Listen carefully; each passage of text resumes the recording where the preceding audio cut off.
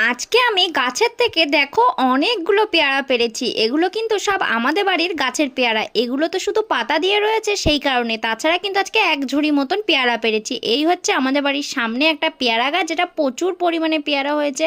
আর চারিদিকে উঠোনের অবস্থা একবার দেখো, প্রচুর পরিমাণে বৃষ্টি হয়েছে, তো বৃষ্টির কারণে এরম অবস্থা। আর এদিকে দেখো চেয়ারের মধ্যে আমি উঠবো তার আগে কিন্তু আমার মিনি উঠে বসে রয়েছে, যেদিকে যাব সেদিকেই ও থাকবে।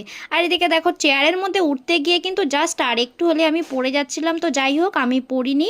তো অনেক কপালটা ভালো। তো দেখো আমি এদিকে পেয়ারা পাড়তে গিয়ে কিন্তু ডালটাও পেরে ফেলেছি, সত্যি খুব খারাপ লাগছে, কিছু করার নেই। তো দেখো গাছটা কিন্তু বেশি দিন হয়নি, কিন্তু প্রচুর পরিমাণে পেয়ারা হয়। আর এদিকে যেহেতু আমি একা পারতে পারছি না, তাই মাকে একটু ডেকে নিলাম, যে মা একটু হেল্প করে দিল। আর এদিকে দেখো আমার মাও কিন্তু একটু দেখছিল যে মাকে দেখা যায় কি না, মা বলছিল আসবে না সামনে। তো যাই হোক দেখো তোমাদের সাথে কথা বলতে বলতে কিন্তু পেয়ারা পাড়া হয়ে গেল। আর এই পেয়ারাগুলো খেতে কিন্তু খুব সুন্দর। দেখা হচ্ছে নেক্সট ভিডিওতে, টাটা।